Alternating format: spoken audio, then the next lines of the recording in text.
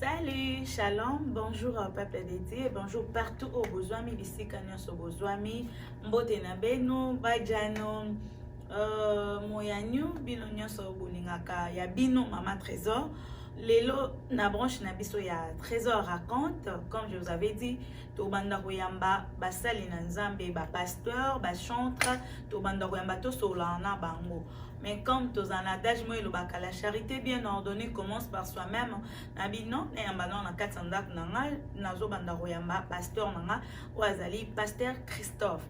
Alors on a pasteur Christophe to mika ko développer moi quelques mituna obino botuna ka à propos ya basal na nzambe à propos ya makamwa nzambe ndenge e marchaka et en plus non ya mapé ba pasteur mususu mais là nalina pesa quand même bonjour na pasteur Jean-Marc, bonjour na pasteur Patrick Yuabonga, bonjour na Big Pro, bonjour na pasteur Pyrénées, bonjour na pasteur Élysée, bishop Élysée, bonjour na basal na nzambe nyonso pasteur Teddy, basal na nzambe nyonso de la ville na pesi bino mbote nzambe abomba bino parce que non ya po photo solo la na bino il y a des choses au bana nzambe balingi bayeba non ya to solo la na bino.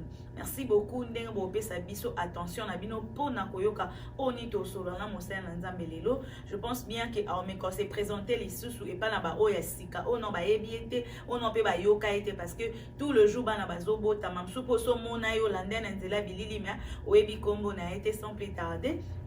Nazo kende ko pesa papa na biso maloba pona olobane. Bonjour papa, bonjour l'homme de Dieu. Bonjour ma, namba pambola yo. Amen papa. Voilà, comme je vous avais dit, la charité bien ordonnée commence par soi-même. Na préféré qu'il na bandana papa na ngai, mais na seb non na yebié. Il y a des gens bazo botama chaque jour on ba yebié. Peut-être ba msupe ba yebié déjà na banzela singaboye. Mais au peut botter ba rôle ba papa no yamba ki azana ni on linga papa et moi se présenter après Sabino combo nae c'est pas qui nae bi combo papa na mate parce que déjà na pesa bino mais on linga quand même pour na ba o ba ebiete o ba oto bota on peut ba yoka combo nete ba e ba se présenter et puis tout ça papa batunyo so bazolanda yo na Trésor raconte so ko pesa combo na yo ozanani batu ba meka oyeba yo Nzambe apambola bino kombo nanga pasteur Christophe Chibasu. Bon, kombo ndenge ezalaki awa toyoko se retrouver tozoyeba te eloko nini bazobenga first name last name nde toza koremplir baformulaire nde yango wana la plupart babengaka ngai papa Banza po awa ekoma Banza Christophe Chibasu. Je suis pasteur de l'église Last Harvest Church, la cité Bethel, Awa, na Dallas, aux États-Unis. Nous sommes dans l'État de Texas. Je suis marié à Maman Wevin Galula Mutombo. Nous avons des enfants. Il y a Molimo, il y a biologique. Nous avons des petits-enfants. Il y a Molimo, il y a biologique. Nous sommes installés ici à Dallas, au Texas. Zambé à Pambolabino. S'il y a à nous connaître beaucoup plus, abonnez-vous sur Trésor raconte. Et je crois, peut-être aujourd'hui c'est l'introduction, vous aurez à me connaître mieux sur Trésor raconte. Trésor raconte à vous connecter bino la chaîne na Bisopé. La BC Chibasu Ministry TV. Ceux qui vont s'abonner, comme ça, tous vous allez ensemble. Vous encore beaucoup plus. Ça y différemment. Yangwana yangana pesi. Banza Christophe Chibasu. Voilà, toti kalaka wana na BC Chibasu Ministry. Toti kalana wana. Papa pesi biso site oyo place otoko bandoka malobanza biso soto kake aza pasteur place otoko yoka olingi motema neza pena kimia na maloba oya lobaka batu nyonso bobanda ko benga nga bolbert pasteur Christophe lobaka na zo kimia. Alors occasion ya ngoyo bo s'abonner massivement na BC Chibasu Ministry de place bondozo ba prédication place bondozo ba temps ya adoration ba temps ya prière so posa na problème numéro ya téléphone et bandoleka wana okoki ko benga notre pasteur est toujours disponible. Mais tokende mbala moko na toke kotia ballon na biso na filet papa yo pesa kaka nde ezalaki lelo basali na nzambe balamuki lelo oyo nazwi appel yo mpe ezalaki appel wana tongai quand même toyeba appel yango nzambe abengaka bino na telefone to appel wana ezalaka nde parce que lelo tozomona bapasteur ebele bazobotama lokola mayebo mais so otunika je suis appelé ozomona baapele wana entre temps bazokwea na bamakambo mabe oyo tozomona lelo biso tobanda obanga basali na nzambe pasteur aza moto akosimba te mais lelo omonaki moto aza na facilité ya oloba na pasteur alongwa kuna saye na aventurier parce que omonaka pasteur temi aza appelé dete appel wana toni quand même toyeba appel wana ezaka appel wana babengaka bino ndenge yo mpoza parmi bato wana kaka baapele ya baapel oyo babengaka bino wana. En tout cas nzambe azwa lokumu soki omoni moto alobi kaza apele yeba kaka aza apele neti ndenge toza boye trésor raconte elle est appelée donc oyo nyonso akotelema ezala mondimi ezala mosali na nzambe azali appelé d'abord oyo toza kondima mpona bato nyonso nous sommes appelés pour le salut d'abord kobongola mutema tobengami biso nyonso tobongola mutema bible ezoloba bien clair yango wana tozoloba ke tolanda trésor raconte et bosabone na bisi Chibasu Ministries tant tozoloba ke tobengami epa nzambe c'est vrai, c'est Dieu qui nous appelle. La Bible dit ceci, le Seigneur dit, ce n'est pas vous qui m'avez choisi, moi je vous ai choisi. Très bien. Alors ce qui est réellement moto abengami ayebi ka bengami oyo abengami te ayebi ka bengami te. D'abord c'est ça la chose. Ce qui yo bengami mama eza na place moko te tokende ko vérifier, eza na place moko te ba koma na liste ya bato ke bokende ko vérifier ce qui comme eza na liste wana eyeba na raté. Oyo abengami ayebi ka bengami. La Bible nous dit, le Saint-Esprit témoigne à notre esprit que nous sommes enfants de Dieu. La différence maintenant se situe au niveau oyake, oya bengami. La Bible dit, lokola bino bozo yebate, lokola yebanite pa na bino, parce que wana eza domaine ya nzambe. Lokola yebanite pa na bino, du moins signal na repese bino, vous le reconnaîtrez par le fruit. Exactement. Ah, nde wana sikoyo place biso tozape na mo possibilité ya ko vérifier parce que ya appel wana eza compliqué donc moyen te bezate babenga ki na téléphone babenga ki na bongi babenga ki na phone batindela ki lettre même batindela ki tweet email wazaki na WhatsApp to yebite mais koki kozala bongo OK mais du moins tozela nanu totala nanu soki bambome eza ndeni nde wana tokoyeba ke en tout cas benga makite. Voilà. Parce que oya bengi biso, la Bible nous dit soyez saints comme celui qui vous a appelé est saint. Si nous parlons seulement de l'appel, celui qui nous a appelé est saint et il impose. Il n'a pas dit si possibilité il y a. Bon, ça vous plaît, bon, soyez à l'impératif. Parce que vous me représentez, vous êtes mes ambassadeurs. Beaucoup qui sont en sonité, n'a pas que vous êtes un ambassadeur et aboité. Parce que vous me représentez. Appelle les appels, c'est vrai. Mais du moins nous les voilà, papa lobi toroye baba mona misala na bango. Et lelo yo tozomona ke basali na nzambe bazana ba conflit.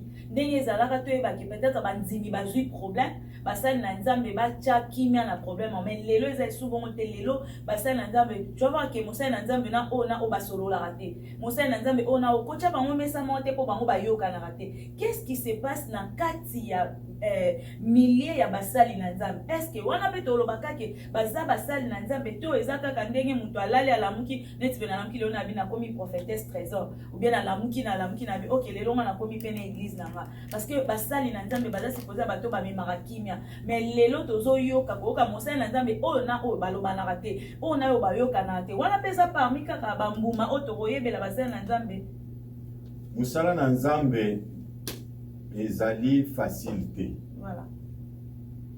La Bible dit, à la foi, il faut ajouter la connaissance. Ok. À la connaissance, il faut ajouter la science. Science, c'est l'église.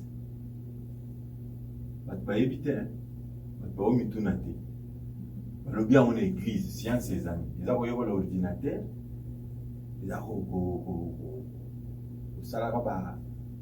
la vidéo. Non. Ce n'est pas ça la science. Quand on a commencé la deuxième secondaire, j'ai voulu faire la section scientifique. Alors, je m'attendais à la science ces années. Quand on a commencé la classe, j'ai cours de science. J'étais tellement attentif. J'ai cours de science, j'ai technologie. La technologie, cours de liboso total, la poulie. La poulie. Oh, la force, la pesanteur, le poids, tout ça, la corde, tout ça. Papa, vous expliquer. Donc, on a le mais finalement, on a une place pour autant de science. Ce qui aux âmes Christ, moi, il y a des procédures pour qu'on sale l'ensemble correctement.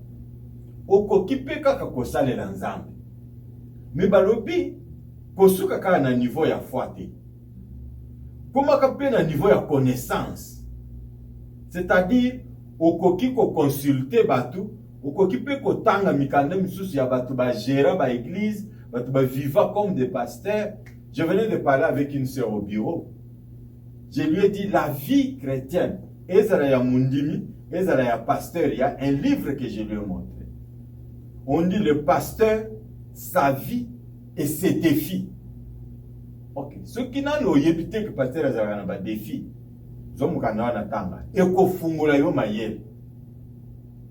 que nous vivons maintenant, c'est la rue.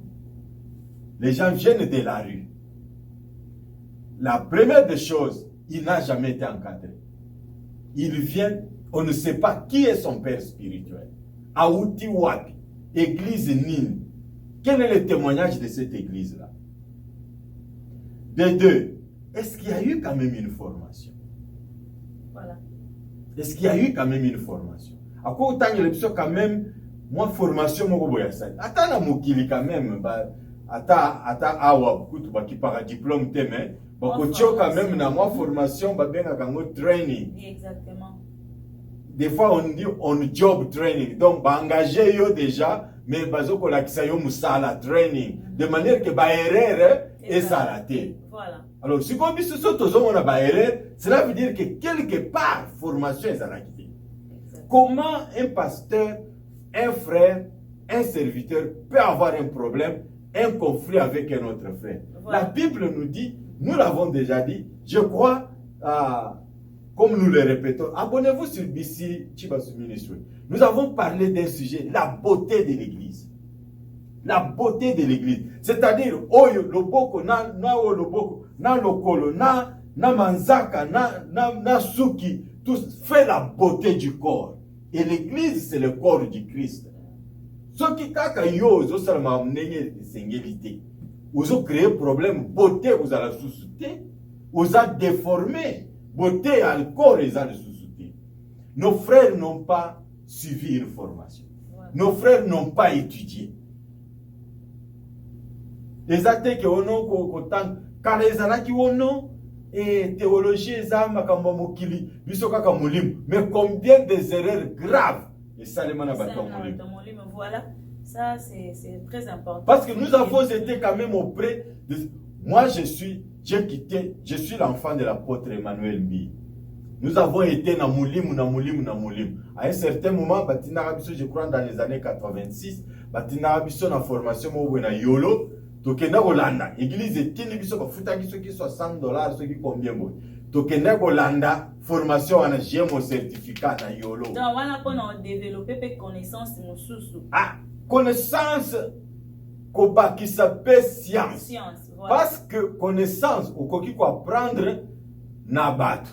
Science, au quoi apprendre, pekaka, n'a battu. Voilà. Mais connaissance na science eza ndenge mon côté okoko yeba makambo mais la pratique la façon dont oza ko manier connaissance wana c'est ça la science le développement de l'intellectuel de l'homme okomona mutu mususu boye aza na mbongo ala to makambo mutu nenga za ko agir le lui même aza mutu ne sala bien c'est-à-dire il ayebi ko lata ayebi ko sala makambo mutu mais le niveau intellectuel la façon de raisonner la façon de voir les choses. J'ai déjà vu un jeune frère dans l'église.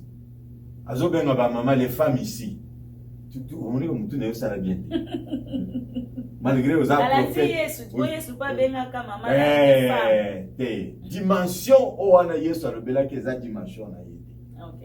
La dimension na bisoté. Très bien. C'est pour cela que zoloba, ce n'est pas vous qui m'avez appelé.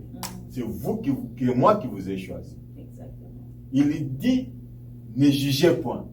Parce que Yesu a dit, quand je parle comme ça, je suis dans quelle dimension? Yoko ko yoko kota na makamute o yebite mutuna makolo ndenge omoni Pierre na Ananias na Saphira. Pierre azali kaka pasteur. Mais leur Pierre a lobi na dimension mususu. Ananias na Saphira bakufi. Donc okoyeba te na za na dimension nini sikoyo. Nalobela ngona dimension wana même Nzambe ako convaincre batu que non, ils ont un problème te. To yoka mo dimension mususu.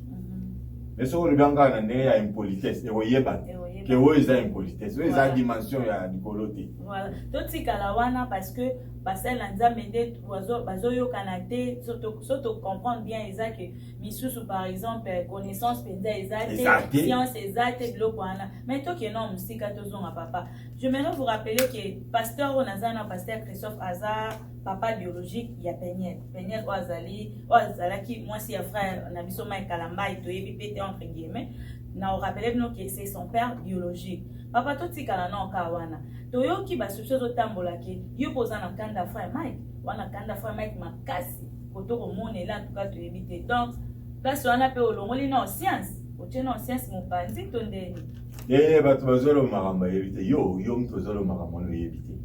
Parce que le téléphone a réalisé. Mike, hein, il vient de m'appeler il y a une semaine. J'ai dit bien une semaine. Le 5 juillet.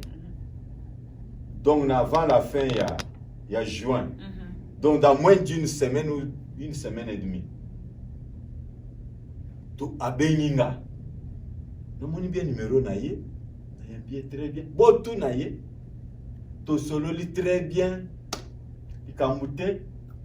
Il m'a même promis, papa, si on a comme les États-Unis, il faut aller au vendre tout solo là bien. Bon, inviter ceux qui aiment Taroya avant ceux qui aiment dans Kinshasa. Tozaba na nzambe. Naïba Mike Bokilote. Naïba Mike Mwana Nangai. Toutes les manas, wana papa. Toutes les manas, wana. On nous dit ceux qui oyeba ki Mike avant, à comme Bokilo na yo. C'est ça? Nayebi Mike en tant que mwana nangai na école de dimanche na église. OK. Na balaki na nute. Et ye azaki na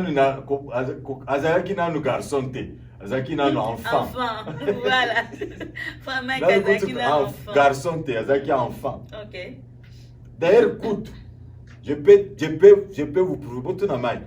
L'air nga na invité Mike na États-Unis ezala kike biso to sala kike mwana oyo lingi na musala zo sala to bimisa yepe parce que ba voyage pe makisaka pe mutu mwa valeur to bunda to sala tout ke ama yemo kwa zolo baboy abi papa nga l'air kutu na moni invitation na yo na bi mutango zo benga na yebiete na yo kaka mais na yebiete na ke pa Moïse pasteur Moïse Mbiye. Pasteur Moïse Mbiye qui m'a convaincu à l'hôpital wanende papa na biso yo azaboye yimtozaki encadrer ya baje biso zaki bana mike yoko yebe ndenge nini yo azaki encadrer ba mikolo biso zaki bana mike siko yoko yebe ndenge nini azane bo ngane na yebi bien parce que azam tout le temps pas na biso azane tia na biso liboso na ndawo na biso.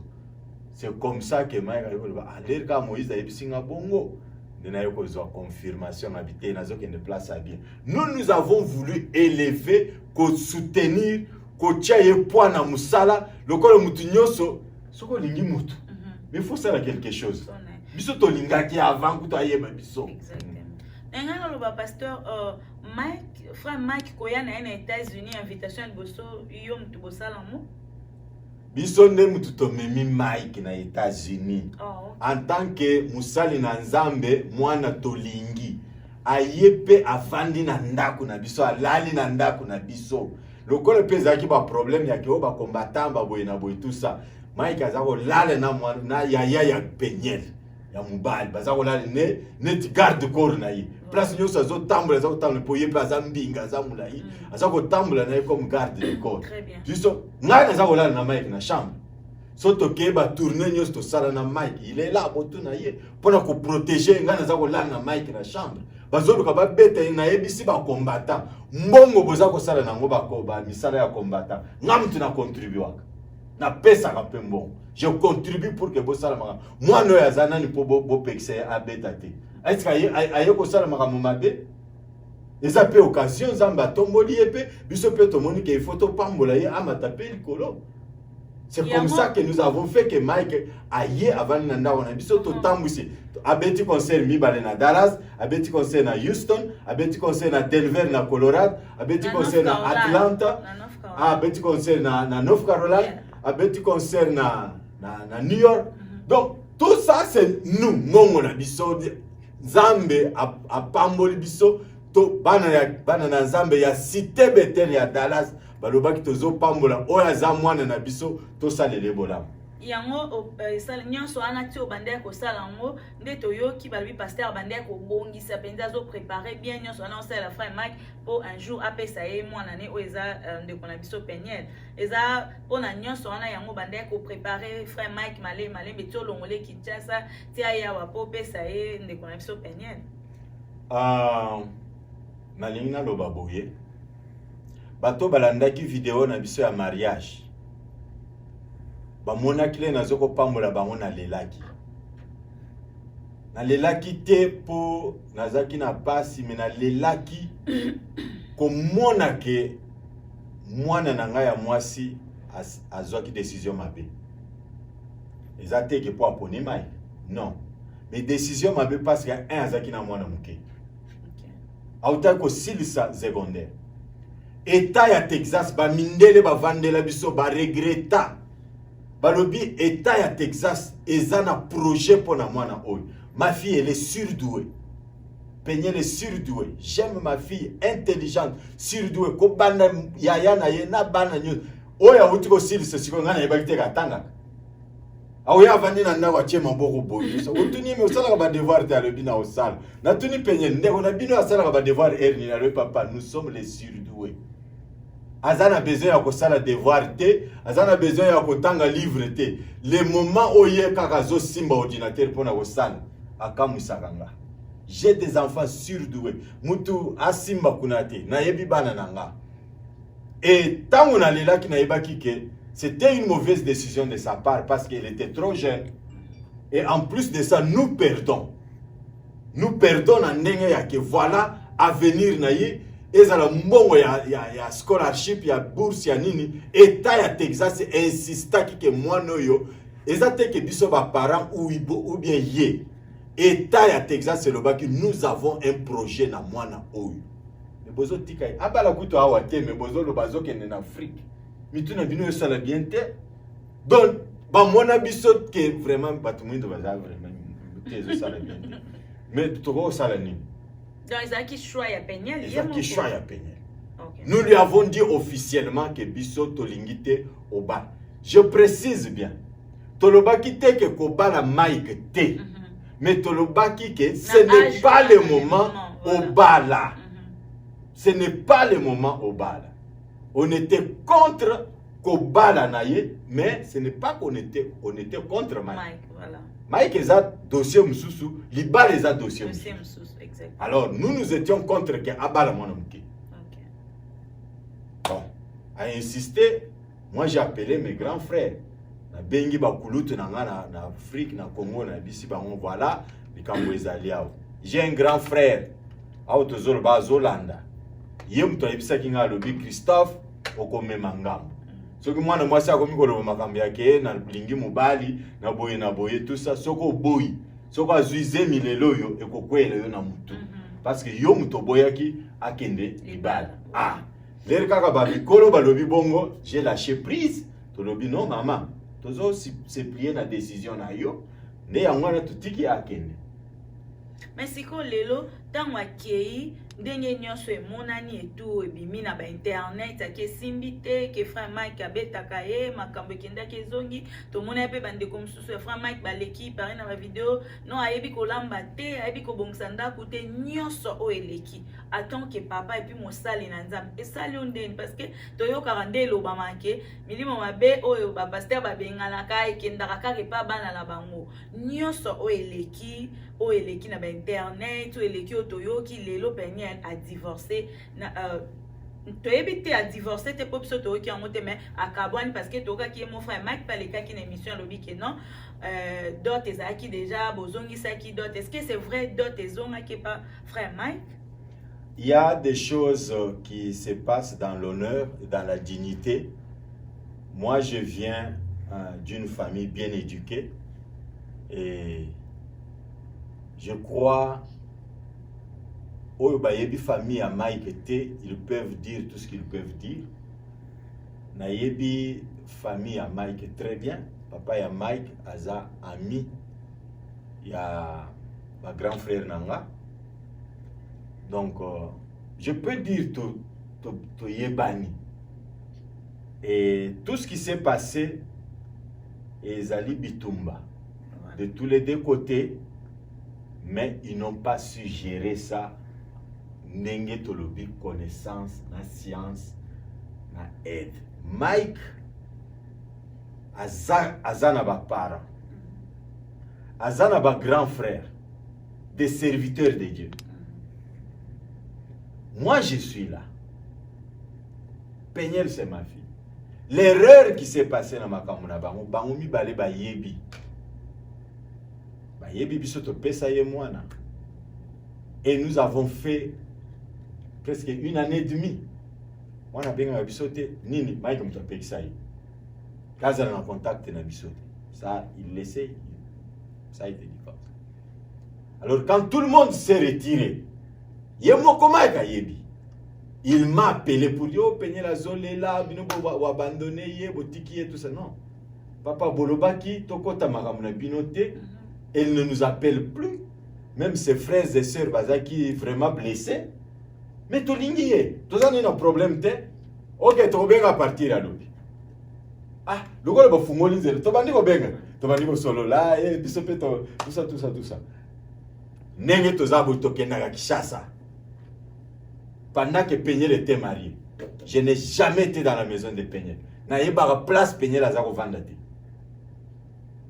À cause ya mbani naï. Elle était bloquée, enfermée, yemoko. Bebani makambu pendant plus de 3 ans. Toza koyuka kaka un peu nettement ba flash. L'air kaka amoni ke e komelien ndongo. Tokomi ko solo la bien, ndabani ko yebise biso makambo. Mais ce n'était pas que papa Bovandi se biso voilà tozana makambo boy parce que zako banga. Elle était sous la terreur ya mubali naye. Mubali naye, il n'a jamais eu l'occasion ou la volonté ya kokende. Même ceux qui peignaient la yebi ko lambate, même ceux qui peignaient la aza suki toko te, même ceux qui ni. Mais vous en avez parents. Vous en avez beaucoup l'autre. Comment yo ba parents no ba yebi le côté parce que nga solo la naba. Na solo ba grand frère na. Pour vous dire encore mieux, plus encore, télévision na biso to salawana, c'est le grand frère propre à Mike qui nous fait ça. A sengi biso mbongo te. A osele le biso gratuitement. Le solo ni na Mike na biso d'ailleurs TV na biso yo, c'est ton grand frère qui nous fait. Hey, mon frère René, ah vraiment ça me solo kum. Et tout ça. Non, toza. Nous on attendait na mabala nyonso ezala kabui. Quand il y a un problème, vous avez des pasteurs oyo ba yebibino. Avant que tout pasteur à intervenir, vous avez des parents. Des parents aussi. Vous avez des parrains. Ba parents il faut ba bongo le mitem, ba parents il faut ba bongo le mitem, binope il faut ba bongo le mitem. Boyeba que tout c'est tout autour de la parole de Dieu. Mais ils ont voulu vivre Makam. Il y a eu l'issoum quelque part. Parce que ceux qui m'ont dit banga kokutana na biso, koyebse vérité que peigner la salabo. C'est nous les parents de peigner. Biso ne to pesa ki o peigner. Tu comprends les autres episode. Donc makambo nyonso ti elekana wana jamais vraiment kazonga c'est noté papa toi un problème pour meka pour ba bazo ndeni ni ba parents ya peigner papa ya peigner aza pasteur akoka ko gérer likambo te ya mwana nae basola ba aider bango et tout donc ba pesa bino chance si on comprend. On n'a jamais été informé de quoi que ce soit par Mike. Mon éducation à moi na ozela te peigner la yeko ebisanga makam. Soka yeko se plaindre et puis à l'objet que non papa je voudrais que Bossolo na mai. Là nous allons intervenir. Jamais ngandenge na poli, ngandenge na ebi respect ya libala, jamais moi na mwasi akoki ko initier le côté. Naza pasteur mais Mike c'était lui le responsable du foyer. C'est à lui de venir nous voir. Sur base de quoi? Sous responsabilité. On est sous valoriser les balles naïté, et ça qu'on honorer mon bal naïté. Et ça ne bangoso ba monique et simbate papa voilà, nous avons un problème. Bisonyo sur tozala na ba problème. To se retrouver pas ba bokilo.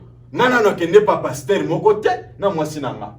Mais na sina kende pas ba bokilo nanga. Papa bokilo, maman bokilo ba vandi. Mais non, voilà, je me plains à l'Ikambo boye. Comme ça, le coup, la zoyo kate, na zoyo c'est bino pe boza la informer. Comme ça, boye bake, nazala kana l'Ikambo boye. Ah, ok. Maman, yo, maman bozo le boane tout, tout ça ici là, ok, bon. Le voilà bokilo nanga, azape pasteur. Non, bah, na maman, bah, ok, bo fukam, tu fukam, bah, sambe le pone. Toza, lelo eza, ezo sala depuis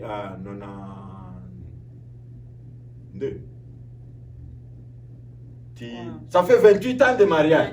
Bon, vous connaissez c'est ça qui a fleur. To bundaka, to solo, to soanara, tout ça, mais so to moni que lesquels biso, to kena ne pas ba parent. Lokola bazape ba serviteur. Lokola to yebi que papa zape pasteur. To kena ne pas pasteur na biso ya yebi biso, o ya ko comprendre pe biso na nous bien. Exactement. A aider biso, to zongit. Pour nous to kena kisa sen golonyos. To le kana no connaît pas papa. Toyoki nanu batali nanu so le bobenga biso te pone pardon au sina papa $20 bon papa mais là nous café bon qui tout ça dans tempo to bien tout ça parce que des fois comme c'est comprendre au dans le ultime ça na boy ba on se comme minuit même bokilo na minuit tout ça mais ramone des fois ba yeba raté mais to ko sikaka to lambia ngo kaka na ndinga bien papa bokilo pe andimi na to c'est normal so to ça na dossier to le bango sur place ceux qui paient même ceux qui biso to lobité mais s'ils apprennent na batu que bana na bino wana tozoyoka boye bakoloba maintenant toyoki boye eza ndeni ate papa eza lokuta ça se comprend eza lokuta alors c'est-à-dire bayoka ngoli susté c'est ça ce qui ton nimi que eza yango alors bo pese biso conseil c'est comme ça que ça se fait mais ndeko na biso ya mobali il n'a pas donné cette occasion là. Ngai depuis Mike abima akenda na Peniel ayaka na Dallas awa donc tout ça tout solo la raté tout ninité tout ça et ça c'est dans la famille. Moi je préfère respecter le frère Mike et ne pas balobi le linge sale c'est lave en famille. C'est ça na ngai na Mike na ndenge ya moi ba buzoberi moko boyele kana tout ça wana tozo sukola ngona famille eza maramba Facebook na WhatsApp te donc mais du moins à présenter biso ka moko ya pénalité jusqu'à ce que bon eza ba erreur parce qu'il n'a pas été bien conseillé na bato batambula na ye ou na bato vivra na ye parce que la dernière fois où tokutana ina Mike il s'est présenté bon na mukolo responsable. Et il dit que je suis venu pour sortir par la grande porte. Comme j'étais entré par la grande porte, je sors par la grande porte. Alors pour moi, c'est-à-dire, il est venu demander le divorce. C'est Mike qui a demandé le divorce. Okay. Et j'étais tellement fâché, j'ai dit, Mike, tu ne peux pas me faire ça.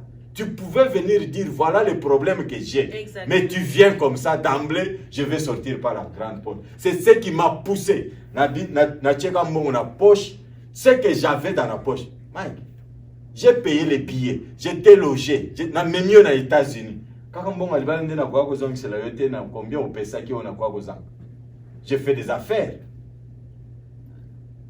Les amours ont libéré la tête. Oh ya lobby qui a lobby. Ngana landaka ngote. Ba lobby ka pesa inga sur 23 $. Moi je n'ai pas compté l'argent que je t'ai donné. J'ai dit c'est un symbole mbongo ya libala ya mwana. J'étais fâché na pesa ka na kanda parce que ce n'était pas comme ça que Mike pouvait me traiter. Na loba kama kambwana te parce que je sais azamwana muke toza bien na famille na ye na nenga za ko se comporter c'est carrément Mike na famille na ye c'est le noir et le blanc. Donc pourquoi yeba teke mwana ya uti na batoy. Non, c'est différent, c'est différent. Ezande quelque chose afungoli nzela satana kotisi pollution moko boye na mutu na ye la vie spirituelle a bébissier de telle manière que abosa na nyos na ba parents na mibeko ya nzambe.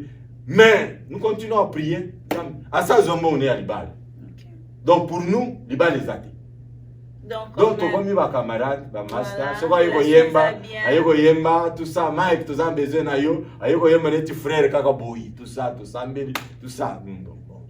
Si on comprend bien pasteur, on a un problème té na motema, bio kangele quand même kanda, bilo au moins bon ezate na motema. Et ce qui est à la mbele, mais écoute na solo la famille na yeta. Famille Neza, c'est une famille à honorer. Moi, j'ai des gens ici au Canada. Donc, un des oncles paternels, il y a Mike. C'est mon conseiller. Abenga kanga pesa un conseil. Eza na musala na nzam. Eza na vie normale boy. Il me gronde au téléphone. Tant mon msusu na sala erreur na ibse vieille. Na se retrouva que na zanga moko. A gangela kinga makasa lobi Christophe. Okomi yo moko. Bongo nga na zawa. Mais oncle paternel ya Mike, voilà. Il décide, il me confirme que ce qui n'a pas likambu, aza responsable nangai awana poto. Donc singa eza na ngo famille etikali na ngo famille. Même si tu as famille ya, elo moko ya ko baby sezawa ne zate. Voilà, totika la wana te, c'est juste ça parce que n'a vu que batte belé tikali moi na nae parce que ayeba Mike azana un garçon te dans le frère Mike azaki na un enfant. Alors pasteur a éclaircir biso que Mike azama na azana problème na Mike te sauf que d'autres bazongi saki eza makambo yaki onyo se circula ki pasteur ayeba kité batika la pe ko pesa bango chance bayeba likambo te. Alors pour le gens bazolo ba ke non moi na pasteur c'est kaza bien éduqué te biloko penye la salaka penye la zo achaka ba biloko na Instagram ko finga batu ko sala boyese ke penye la zo éducation ya bien te donc c'est que kaka milimo parents bengana ka yango nozo kende pas penye parce que penye la répondra batu mabe akoma ka biloko et tout nyonso wana o gérant nde ni soki ye papa ezaka rapé milimo ngo bengana ko to penye ya zo éducation mususu po ba omsu batika libiso tokolo bato ebi bango tozo mon éducation ba kola non mais tozo comprendre Peniel aza présente na ba réseaux sociaux ko tia ba message ko insulter à répondre ka batu mabenyo soana et ça la rabino ndento amona biloko Peniel o auti pe na libala ya mosel na nzambe puis aza pe mwana abotami et pas mosel na nzambe na livre moko na uti ko lobawa balobi le pasteur sa vie et ses défis. Engagement na ngana nzambe eza engagement au Peniel azana ona nzambe te. Très bien. Kokota ya Peniel na mariage akoti mariage mwana muke. Elle ne savait pas exactement azako saleni. Mais ba demo ils partout. Donc il est partout. La seule chose que moi je peux dire pour Peniel, nous prions pour elle. Pour Nani. Elle s'est retrouvée déçue. Parce que maintenant, même pas na biso ba parents, aza ayeko bota na ndako na biso, avani na ndako na biso. Mais azoko na biso na elongité parce qu'elle nous avait déçus. Elle a dit papa si je vous avais écouté. Mais Zaki Mike a bali Peniel vierge. si elle était mal éduquée. O bazolo bawana soto tuni lelo. Bazana mabala, babali bamondengini, mais ma fille est partie dans le mariage vierge. À Colina Poto. Peniel est venue aux États-Unis, elle avait 2 ans. 2-3 ans. Elle a fait une année à Bruxelles, et après elle est venue ici. Alors, moi, qui ça n'a 10 mois ou 11 mois, quelque chose. Bébé, à ma boue. Mais à Koliawa. Mike wana kuti vierge, nanda kunanga. Na balisi ba cousine mutsusu ya Peniel vierge nanda kunanga. Tata moi si a Peniel la cadette de ma famille. A Koli nanda kunanga. A bali vierge nanda kunanga. C'était l'exemple que naza kola kisabango. Tata moi si na bino. A bali vierge. Elle avait prêté serment, elle avait dit papa, je vais entrer dans le mariage vierge. Abimakazon à la salle à bataille, elle est surdouée. Azako qu'elle n'est partout, Azako Sengaï, Azako qu'elle n'est pas voyage, Azako qu'elle n'est pas vierge jusqu'au jour où Babali. Ce qui est éducation ma bé Zali. Alors Mike, on doit éduquer ma bé. Parce que ne tout azu yendengini, aponi yendengini, sera zaki maladie, pour la fini. Elle est sous stress peut-être. Moi, je ne suis pas médecin pour savoir les réactions dans moi cité pour ne pas que celui qui a yelinga na kozana position na kokoma boy. Non, mais c'est ça ma kambo même na ba cure d'âme total autonomie que non quelque part ba brisa confiance na ye, ba baby ça ye, ba abuser. A communauté na mode de défense. A communauté na mode donc et loko nyoso il faut attaquer. Il faut abrandir arme. Pour que aux hommes le susciter. Pourquoi? Parce que Alingi susciter.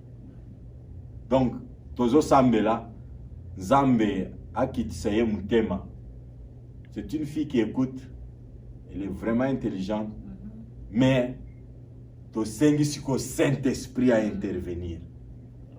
Na intelligence, na connaissance, na science, na Saint-Esprit à agir. Parce que, bon, Peñela Zala bon moté. Voilà, totika la kawana te na makambo ya ndeko na biso Peniel ezaki question il fallait kika ke ya poso ke ya kite ba tout ba komaka ba surtout ba to ba ebi ke non awa eza ndako na ngai c'est mon papa aussi na zone ngana c'est mon papa c'est mon pasteur o eza na nga awa neti papa na ngai. Alors, il fallait question à Boé et Yana. La charité bien ordonnée commence par soi-même. Il fallait qu'il y ait un nouveau bateau à Kokyo Yambaye. Donc, je pense que Eusala peut-être Mbala Yasuka au papa Kolobi la Makambo. Il fallait quand même éclairci pour bateau à mon Peniel la Bima la NZT, Peniel et l'eau Moussou Soazo. Et on a essayé qui bino tout à l'heure, réaction Moussou. Et Zali contenir peut-être à vivre à Zana ba réaction Moussou. Mais sauf que merci na batunyo so ba benga ba comme la biso na trésor raconte au bazo bon de la pepo na ye nzambe akita mawane likolo na ye donc ekozala bien de papa lobi intervention ya Saint-Esprit ekosunga biso tokoka kotika la ka wana te na likambo ya frère na biso Mike na Peniel pasteur namoni année oyo olobela ki mingi to meka kolanda ngo olobeli ki année oyo eza année ya repositionnement donc batu ba se repositionner ndeni ndeto banda sambela to changer sambeleli to komande nini po année au 2020 yo la saki yango eza ke année ya repositionnement. Est-ce que vous pouvez expliquer moi et le point na karamke poto comme na biso na suka po TV exactement na ko yebisa bande ko ete to décida quitter que année za ya repositionnement. Nous étions dans la prière Zambe à l'obéli biso que année o za repositionnement. Nous étions encore en novembre l'année passée et ceux qui botali les loyo repositionnement et mon année. Tozo kende batu ba se repositionner les loyo.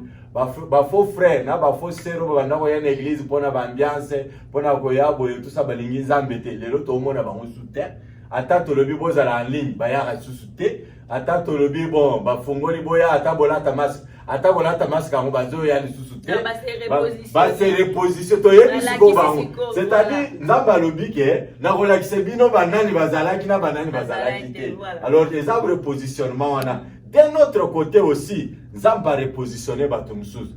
Yom tozaki kolela, yo mutu ozalaki na ba difficulté, yo mutu ozalaki bilela maladi ba situation eza kokwela yo kaka, Nzambe aza ko positionner yo na ndenge ya gloire na ane oyo. Position wanda ezosenga nde volonté na yo. Il n'y a que ta propre foi, ta position de foi dans le Seigneur. Nzambe kolongolo. Oui, David, hein? Nzambe azo prouver azolo bana yo. Je t'ai tiré derrière la boue, derrière les brebis. Je t'ai fait asseoir avec les grands. C'est-à-dire que Nzamba ko repositionner. Ozalaki ba yeba famille na yote. Ba famille na yote le loto yebi amote. Mais Nzamba ko positionner yo de telle manière que ba yeba yo. Joseph ba yeba famille na Égypte te. Yekuta yebisi ba ndeko na ye bolo bateke binu bolo za famille na nga. Donc Nzamba sali akosala ya Nzamba ko repositionner yo kangama na Nzamba. Yo talela Nzambe. La Bible déclare que un espoir différé rend le cœur malade. Ah, c'est la prédication de la dimanche prochain. Donc c'est ça le repositionnement. Donc au cause de l'espoir, au cause de la vision, au cause de l'éloko ils ont retardé. Zamba zolo ka se positionner bien. Parce qu'à koko pambo le mutu ya pam te. Zamba koko peso million te oko kufa na sida. Zamba koko peso mutu ka te oko kufa par accident. Zamba koko peso yo masa kitoko te parce que oko yako kobomaye na jalousie. Il faut kitananu, il faut au commandant normal, au se repositionner, Zamba pambola yo. Donc repositionnement est sur le plan spirituel et sur le plan de ta propre vie physique normale. Zamba a kotia yo na position mususu, a ko repositionner yo. Oyebi satellite, nini wane kendaka na likolo na orbite. Soki kaka na ndenge bazo positionner angle na ye. Soki kaka dès le départ azana différence ya 1 degré seulement. Lera zo mata akomi kuna na likolo akozala na distance à peu près à 300 km ya différence. Or na ebandeleza kaka 1 degré. Bien aimé 1 degré wana ko kanisete ezamuke. Avant au kola, avant au kende, on se retrouver à 200 km na Nzambe. Repositionne-toi zala na 0 degré na ndenge na Nzambe. Repositionne-toi côté ozokende eza pété, eza pepele. Nzamba kopambola yo. Repositionnement ezali vina yo o aligné yango na Nzambe. O repositionner yango na Nzambe d'abord yo. Nzambe pe atali ke non oyo azako honorenga a repositionner yo sikoyo na ndenge ozako kende mabe wana Nzambe parce que Nzambe ne mutazongisa. Tout ce qui est courbé ne peut pas se redresser. Wana Salomon mutalobi parce que ndeo biso to omona. Mais Nzamba lobi il redresse ce qui est courbé. Amen. Ayo tala mwana mwasi na lobi. Mwana mwasi oyo c'est une fille d'Abraham. Mais elle est tenue courbée depuis 18 ans par les démons. C'est-à-dire toute la volonté est là. Mais au sol, tu déjà 1 degré. Et malgré l'église, mais vous avez déjà un dérapage. Il faut zonga. C'est pour cela que le Seigneur dit, en Apocalypse, il dit, je connais ton œuvre, je connais toute ta bonne volonté, mais répands-toi. Zongela place aux zongi si bolingo ya liboso. Reviens sur ton premier amour. Zongela nzambe. Ngai na ko repositionner. Nous avons besoin de revenir à Dieu. Totika bilobela, totika ba conflit, totika banini, toza tuna tawana te. Tala ne corona yebo, ko ravager mo kil mobile. Exactement. Mais nzamba yoki ma po yebi ke yo nanga des fois nan to solliciter nan nzamba. Nan to solliciter nan nzamba. Nzamba pa yebi ke nan solliciter na yo nangai. Apesi biso temps. To saisir occasion oyo, to se repositionner nan nzamba. Awo pa mo le biso.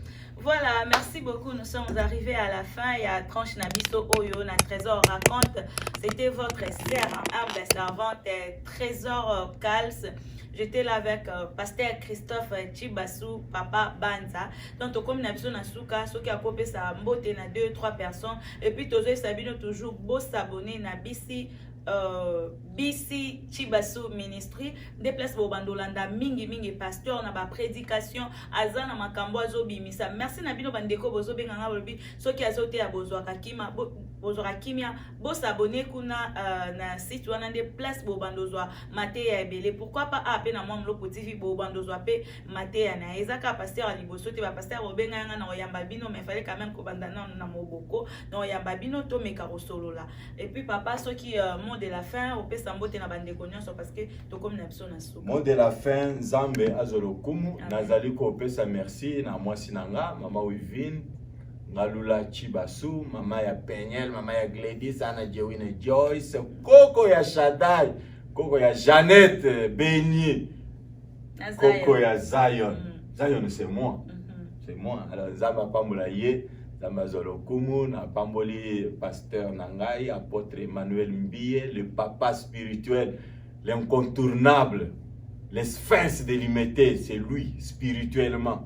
Zambe apambola yo apesi makasi na kanisi bandeko nyonso o bazali na cité Bethel o nyonso baninga ya cité Bethel bana ACK na bosani bino te, voici l'homme Zambaza na bino un plus Zambaza na bino papa évêque Dodé Zambaza na bino pourquoi pas l'homme de la parole évêque Pascal Mukuna Zamba pambola bino Zambaza na bino nyonso bana nyonso ya cité Bethel awana Dallas ba culte na biso ezali to lingi bino mingi et loko moko na lingi na lobezabo awana Last Harvest Church cité Bethel ya Dallas tozolo ba ata osali nini yo na famille na yo boza na valeur liboso na Nzambe awande sika place ezali o makamanga na sala boye est-ce que Nzambe akoko ndima nga pe na salela ye awa oza na esika to koyebisa to la kisa yo ndenge nini o salela Nzambe esika ezali Nzambe pamole bino soki o. Je voudrais dire ceci. Abonnez-vous massivement. BC Chibasu Ministry. Vous avez le bâté. Vous avez nazana kajilu. Non, nazana kajilu te na lobaka. Mais il faut na loba makambo, we ko édifier yo, we ko édifier nga. Nzamba pambola bino.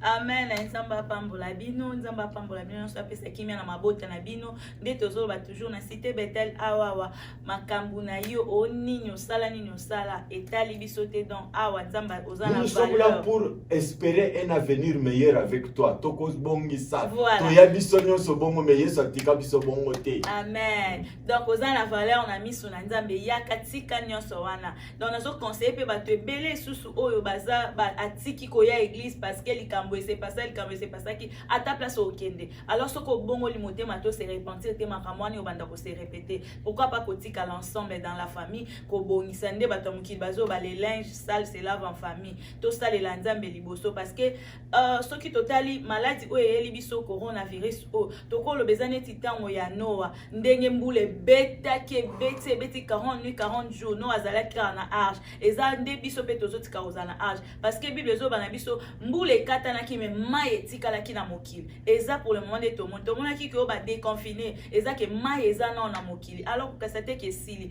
lokola mai eza na mokili Noah azala kana kati ya boîte confiné biso pe to tikala na makolo na Nzambe confiné parce que mai eza na mokili po o pati okope koleka alors ete ya biso nyonso to sala Nzambe na bosolo to ya koluka elonya Nzambe ekozala malamu bino ba bozolanda biso soki boza na place obosanga na kate bokoko ya na pesa grâce ya église na biso bokoko ya to sanga na elongo boyoka pe iloba Nzambe o ezobima awa so ozape na église no place osambela ka kolongwa kuna te polo bake kuna ezabo place po ko yo ko kutaka problème parce que dans la famille il y a toujours des problèmes. Nzambe apambola bino abonnez-vous massivement na moi mloko TV bozanga pete ko s'abonner lisusu na bisi Chibasu Ministry de place pour andozo ba prédication ya pasteur na place pour andozo ba adoration ba temps fort ya prière pour na po balobi lo sambonde hauteur. Nzambe apambola bino azongisela bino ya mingi derrière la caméra na pesi na papa Jean-Paul Boscal, l'homme selon le cœur de maman Trésor, n'a pas si première dame dans l'église, n'a ma maman, celle-là c'est vraiment une maman pour moi, maman Wivine Ngalula, que Dieu te bénisse, balandion sur cité beten Nzamba pambolabino, balandion sur moi mloko Nzambe apambolabino, abombabino, so ki Nzambe na biso azongite, tokutani na numéro mususu, na ebike boko senga lisusu pasteur, tokozonga lisusu po na pasteur aloba lisusu de la part du Seigneur, mais mbale aliboso fallait quand même aloba nyonso po yango bobanda ekozela Nzambe apambola bino azongisela bino ya mingi. Bye. Amen.